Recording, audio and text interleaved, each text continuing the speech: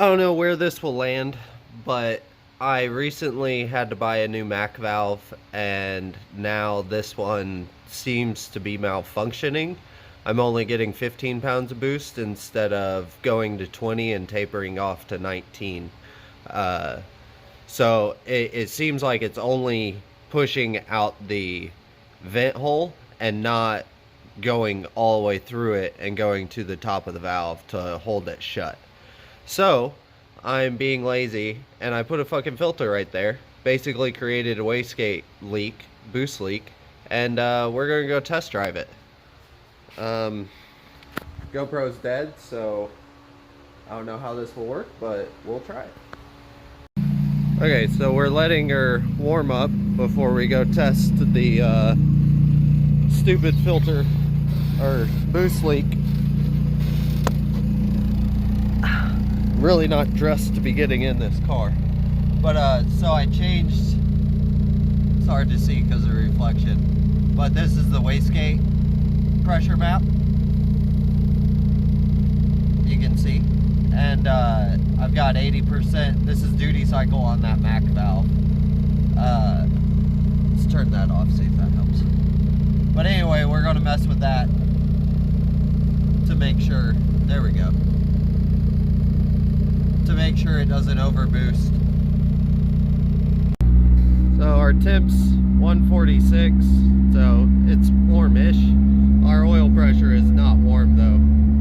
That's my cruising at 4 or 5 grand PSI, but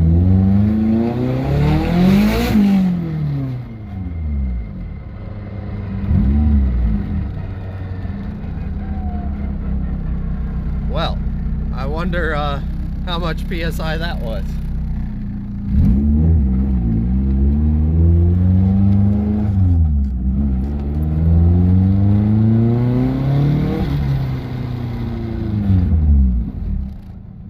Well, that's more like it. For you guys who don't know, the PSI gauge is an absolute, so we're in vacuum until 15 PSI. Anything over 15 PSI is positive pressure.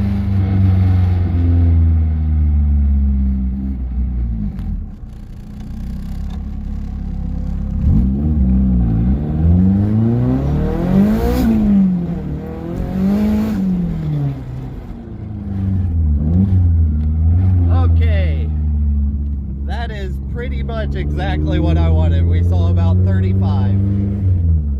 Which is 20, and that's exactly what I've been wanting. God damn, this thing's fast, especially one-handed. So we'll go out on the highway real.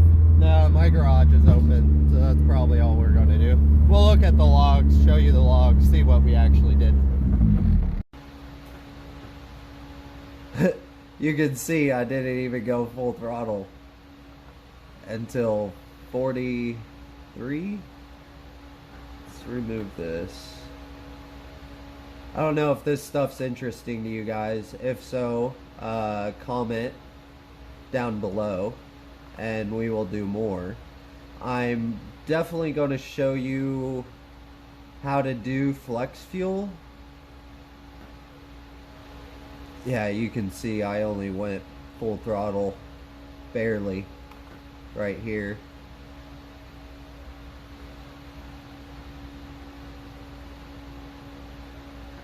See, I would like it to come on a little bit faster, and we're not really using the wastegate.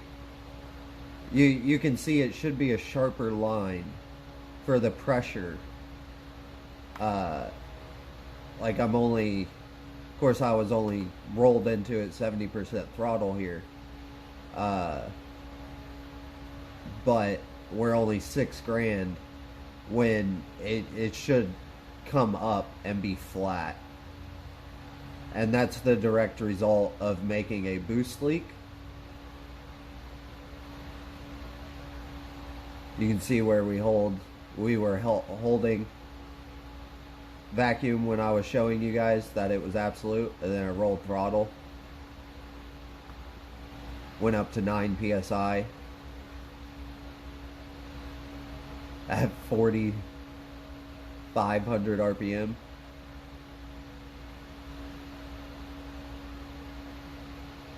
So yeah, I'm gonna have to play with it a lot more, but hope you guys learned something. This is just a really short video. I was gonna take all of this off, change the wastegate spring in this, which still needs to happen instead of just having the filter, but this at least shows I can get more boost than what I was doing. But we'll turn on the light and you guys can see that there's a leak right there coming out of this gasket. So you can see the exhaust, how much it's shooting out right there. So we need to take this whole manifold off, and while I'm doing it, I want to port it. So probably going to get on that now. So yeah.